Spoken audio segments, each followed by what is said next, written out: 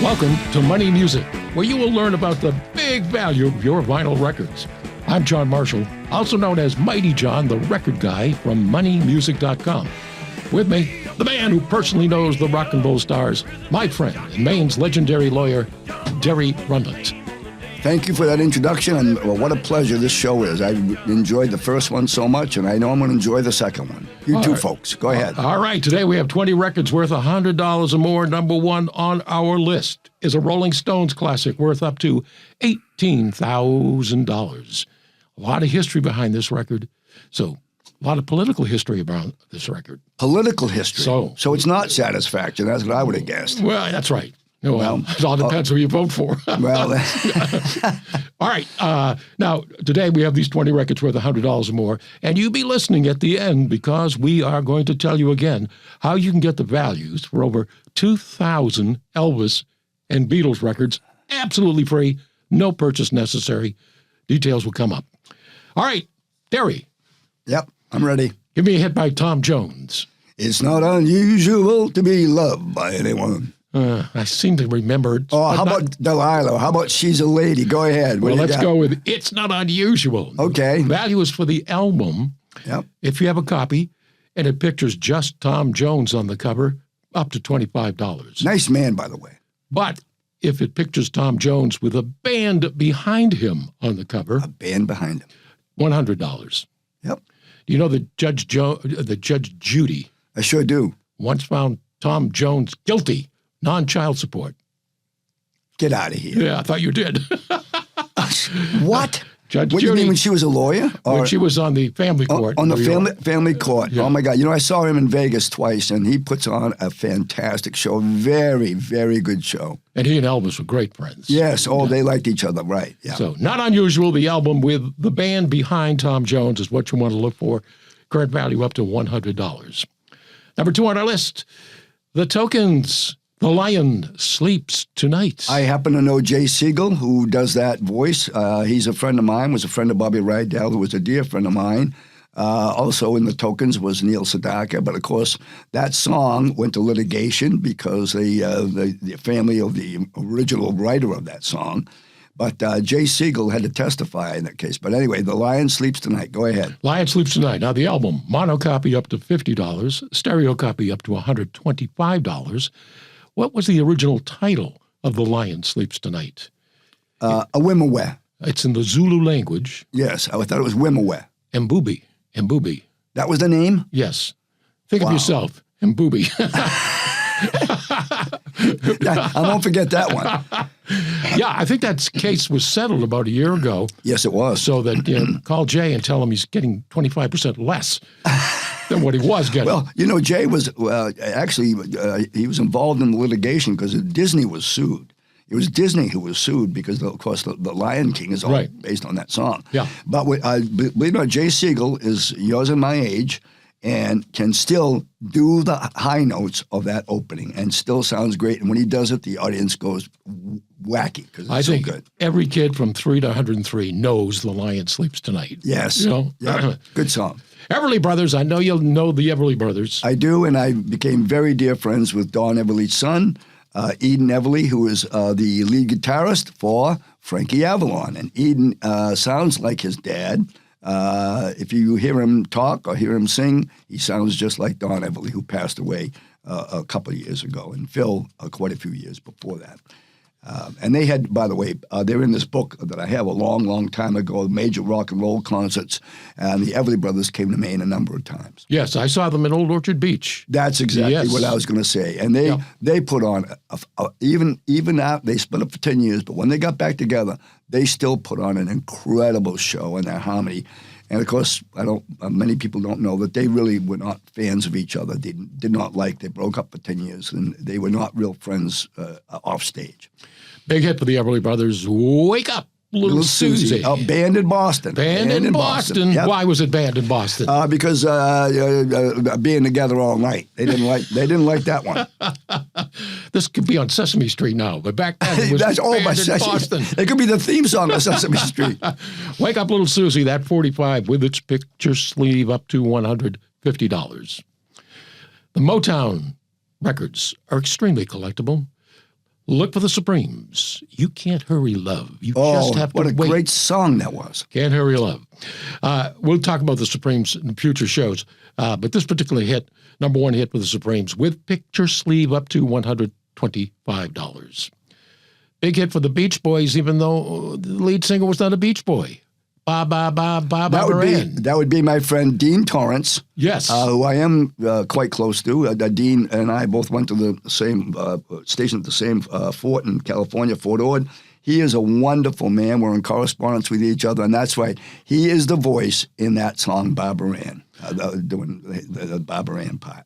Who was the original recording artist? Do you know? Regents. Very good, Derry. I am impressed. I just happened to pop it out. Yeah, okay. Barbara Ann with its picture sleeve up to $200. Marvin Gaye, how sweet it is. Marvin Gaye. Was there any better than him? To Be Loved by You. That album currently up to $200. Right. And did you know Marvin Gaye added an E to his last name? Originally, that's right. It was G-A-Y. He added an E in tribute to his hero, Sam Cooke, whose last name ended in an E.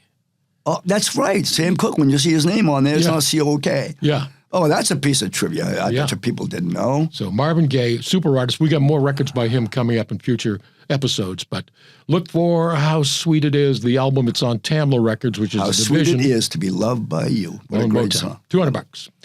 You know, soundtracks for movies, TV shows, Broadway shows can be quite collectible, especially TV and movies. TV soundtrack, sure. TV soundtrack. Yeah. The name of this character, his real name, was Bamboo Harvester. What? But you know him as Mr. Ed. Oh, my God. A horse is a horse, of course. So is Mr. Ed a horse. So Mr. Ed soundtrack currently up to $250. Bamboo Harvester. He must be getting the bamboo for the two pandas that just landed in Washington. Can you imagine the name of the TV show? Mr. Bamboo Harvester. It wouldn't have worked. No, Mr. Ed, okay. Let's get a little closer to the times. 1981, The Police. Oh, yeah. Don't stand so close to me. Don't stand so close. Oh, my God. You know, by the way, Sting is coming to New York for a concert. Yep. Picture disc can go up to $250. Picture disc is one where the picture is on the vinyl itself. Picture discs. Picture disc, yes. I've seen those. Yep. Now, do you know what the song is about? Don't stand so close to me. Isn't it about a teacher and his student?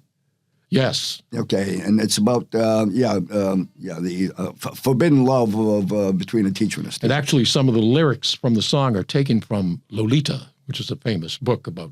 And a movie with two stars, James Mason, and the other version which was just absolutely fantastic, done a number of years ago. It was just a great movie, Lolita. How about some Simon and Garfunkel? Look for the album Bookends. Yep. I think that has Mrs. Robinson on it, Bookends. And doesn't it also have Fake in it? Or The Boxer? Could very well be. Yeah, okay. Go ahead. Now, here's the case again. Stereo copy up to $20. Mono copy currently up to $300.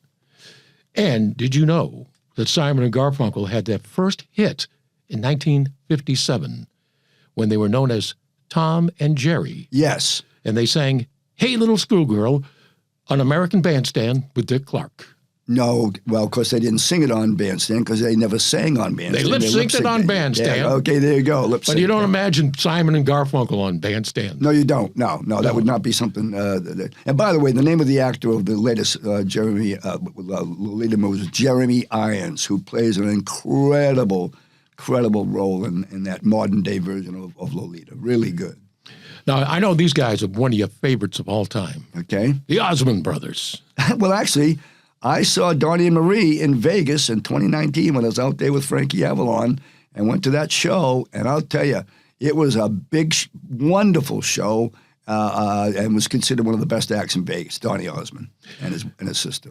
Well, they had a big hit in 1970 called One Bad Apple. One Bad Apple. Of course, that was about the same time that Michael Jackson was peaking, all that kind of music. Right. Yeah, go ahead. Now, the record itself may be worth up to $10, but the picture sleeve, the record says the Osmonds, but the picture sleeve says the Osmond Brothers. And they weren't supposed to do that because they no longer wanted to be known as the Osmond Brothers. They wanted to be just the Osmonds. Okay. So the picture sleeves is a big collectible, up to $400 for the picture sleeve for One Bad Apple, because it says the Osmond Brothers on that picture sleeve. Oh my goodness! Yeah, and by the way, a lot of history went on with those families, as we know, the Jackson family, the Osmonds, the Everly brothers. You think of these families all getting along, and sometimes with the things happen in music, and you don't always see what's going on behind the scenes. Next one. Let's go back to a classic. That'll Be the Day by Buddy Holly. Oh, jeez. The day the music died. Yeah. He was incredible, yeah. Now, the 45 on Decca Records, currently up to $300. If you have a 78 version, currently up to $600. And do you know how Buddy Holly came up with the title, That'll Be the Day? I don't know, but I did meet the Crickets in Florida when they appeared at Little Darlings. A couple of really nice guys. We had some fun chats in between their sets. I'm going to guess that one of them came up with that title. Actually, Buddy Holly got the title while watching a John Wayne movie called The Searchers. Yes, one of his big ones. Because in the movie, John Wayne turns to somebody and says, "That'll be the day." And that hit Buddy Holly. And he said, "Hey, this is a good title." Oh, my goodness. Oh, that is a fun fact, I'll tell you. Marty, you're filled with some really good trivia. I don't know how much it's worth, but it's really good. About as much as your law license. Which, by the way, is getting cheaper and cheaper every day. By the way, if you hear an ambulance, Derry leaves, don't worry about it. Well, yeah, I can tell the difference between an ambulance and a police car. Yeah, there you go. How about John Lennon? This album is really classic. It's called John Lennon Sings Great Rock and Roll Hits. This came out in 1975. Oh, my goodness. It's worth up to $600 if you have a copy. Now, you could only have purchased this album from a TV mail offer on TV. That's the only way you can get this album? Lennon himself ordered a copy and was very upset that it took months to arrive. John Lennon sings great rock and roll hits. The label is Adam 8 Records. Adam 8. Oh, Okay. my goodness. So John Lennon sings great rock and roll hits up to $600. Do you know what songs might have been on there? There was a lot of 50s type songs. Yeah, okay. Yeah. So nothing, it was all like Boney Maroney and things like that. Neil Diamond did the same thing. He came up with those early hits and covered them. Danny and the Juniors. Yes, met him. Met the lead in there, Dennis Terrio, who passed away. A nice man. They were still performing in their late 70s on the Malt Shop Cruise. And the biggest hit, of course, was At the Hop, yeah. And who changed the title from Do the Bop to At the Hop? I'm gonna say Dick Clark. I think it was his wife. Okay. Yeah. And by the way, Jerry Blavat, the great rock and roll Hall of Fame disc jockey. The Geeter with the heater. The Geeter with the heater became a dear friend because I went on a number of malt shop cruises, and he and I became pretty close. He would always call me my man, my brother from a different mother. He was a very, very nice man, and of course, as knowledgeable as you are in rock and roll. Well, let's talk about the value. And he was their manager, by the way. That's why I mentioned him. Yes. He managed Danny and the Juniors back when they were peaking. Now, if you have a copy on ABC Paramount, which most people would, it's up to $25. But the original release was on Singular Records, and that copy can sell up to $600 for At the Hop. Wow. Okay? The Monkees. We're going to talk about the Monkees. I love the Monkees. I met Mickey Dolenz. We didn't become close. We had a brief conversation.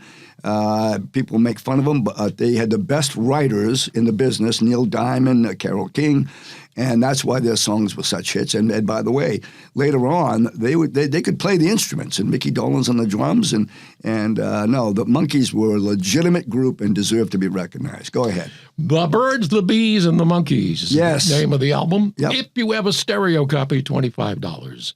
Mono copies up to $650. Now, the album contains the #1 hit, Daydream Believer. Yes. Oh, it was done so well by Davey. Written by Oh my goodness. I'm gonna say Carole King. John Stewart of the Kingston Trio. No way. Yes, way. John Stewart wrote that song. It's a great song. Yes. My goodness. Daydream Believer.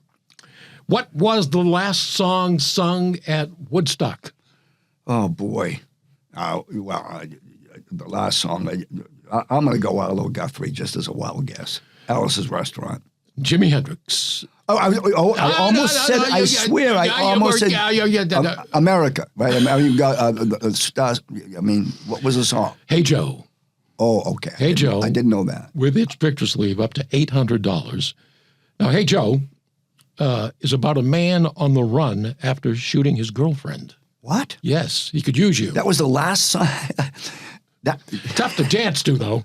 Oh my goodness! But that was the last song played at Woodstock. Song sung at Woodstock. Sung at Woodstock. Yeah. Oh my goodness! That's a piece of Joe. The Boss, Bruce Springsteen. Oh, He's got some valuable records. 1975, he was on the cover of Time and the cover of Newsweek the same week. No way. That had never happened to anybody else. My partner Bill Childs picture was in Newsweek, streaking across to Macaulay High School. But I'll tell you, I didn't realize that he was on the cover of both those magazines in the same week. The same time, yep. That's unbelievable. So his album Born to Run was issued. Yes. Yeah. And they were in such a hurry to get it out to capture all the publicity he was getting from Newsweek and Time that they got the covers out a little too early before they actually finished the printing. So if you have a copy where the writing Born to Run, Bruce Springsteen, is in script lettering, like handwriting, yes, that's where the money is. Block lettering covers no more than $15. But if you have a cover with script lettering, Born to Run, Bruce Springsteen, you're up to $1,000. Oh, and that's, that's fairly recent compared to the ones from the 50s and 60s we've been discussing on the Elvis show. One of the great songs of the early days of rock and roll was Runaway by Del Shannon. Oh, my goodness. Died a tragic death. That song is iconic. By the way, that song has from time to time been voted the #1 60s song on XM radio. Every time they'll do a poll, what's the best song of so-and-so, and it is at least twice made the #1 song in rock and roll. Well, the value for the album, Runaway, mono copy up to $500, stereo copy up to $1,000. For Del Shannon, who also had many hits, Little Town Flirt, Hats Off to Larry, the list goes on and on. So it's a great artist and a lot of money for that album. A nice man, too, by the way. Got to have the Beatles. Big hit for the Beatles. Okay. We Can Work It Out. Oh, what a fantastic song that was. Oh, now, the value all depends on the color of the label on the record. My recollection, it was yellow. Well, too bad you have that copy. That's up to $25. Why am I not surprised? If you had a red and white label, yep, We Can Work It Out, up to $3,000. What? Yes. And why did that occur, Mighty John? It's one of the rare. It was actually one of the rare cases where the reissue is worth more than the original, because the reissue came out 3 years after the original, in what was called Capitol Records Starline series.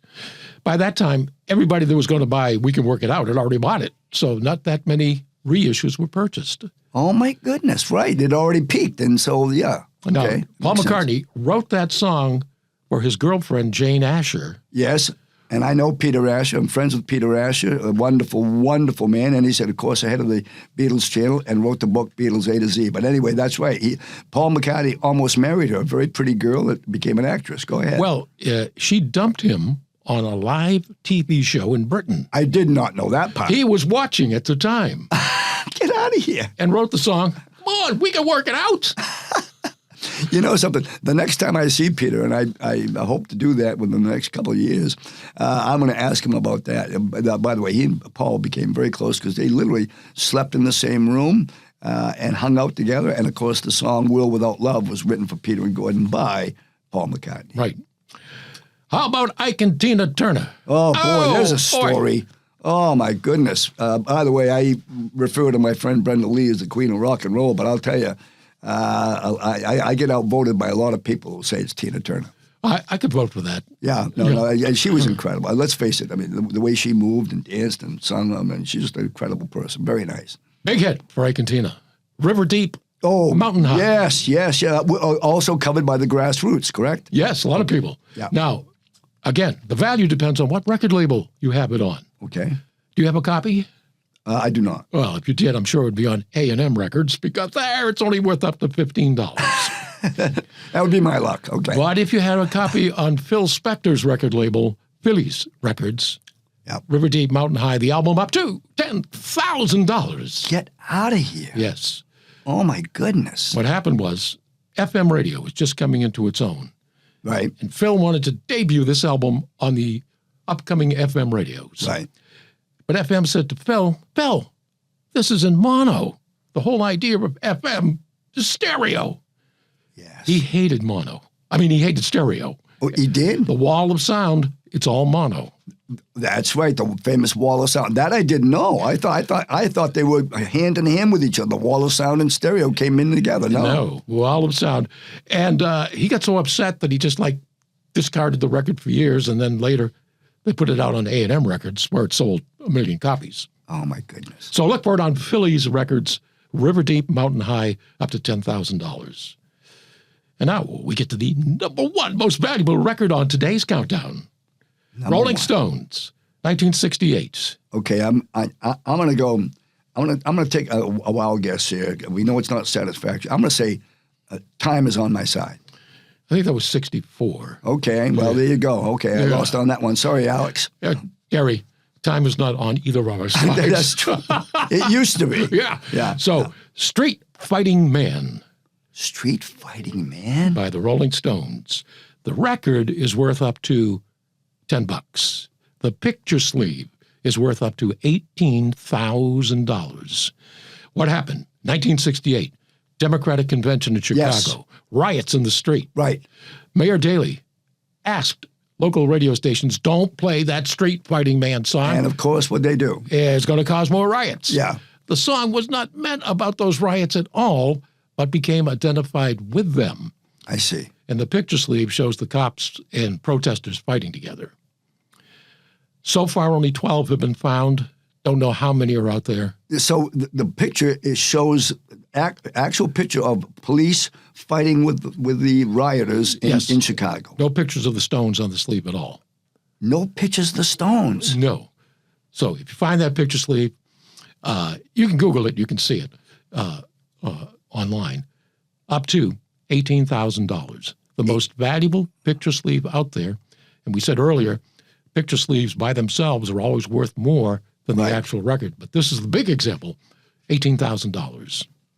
That is incredible. First of all, I wasn't aware of that song, and I absolutely wasn't aware that it became the, quote, theme song, unquote, of the 1968. Well, I think one of the things that led to the collectability is the riots, Democratic Convention, myth, legend, all blends together to create a collectible. You know, it's amazing, Mighty John, how the Rolling Stones have been associated with violence from time to time, as we all know. What happened at Altamont when they literally hired the Hell's Angels to be their security, thinking no one's going to mess around, and what happened, a very tragic event. Well, I can only imagine that the record company thought, we can't put this picture out of cops and students fighting with each other on a Rolling Stones record. Yeah. We've got to maintain the clean-cut image of the Rolling Stones. That's correct. Yeah. Fat chance. Because they're going to print out what's going to sell. We all know that. Yeah.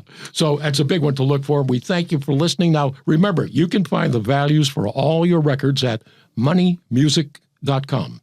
Send me an email off the website. The contact information is right there. I will send you the values for every Elvis and every Beatles record for free. No purchase necessary. Over 2,000 Elvis and Beatles records are on the list. Email address. How long is this? So if this list was on paper, it'd be like the size of a book. Yeah, you can read a book, can't you? I can read a comic book. We sure want to hear from you folks. We really do. This is a lot of fun, Mighty John. Well, the email address, the contact information right on the website, moneymusic.com. Thank you for listening. We hope you'll be back for podcast number 3. Coming soon. Thank you, Derry. Thank you. Go, Mighty John. go!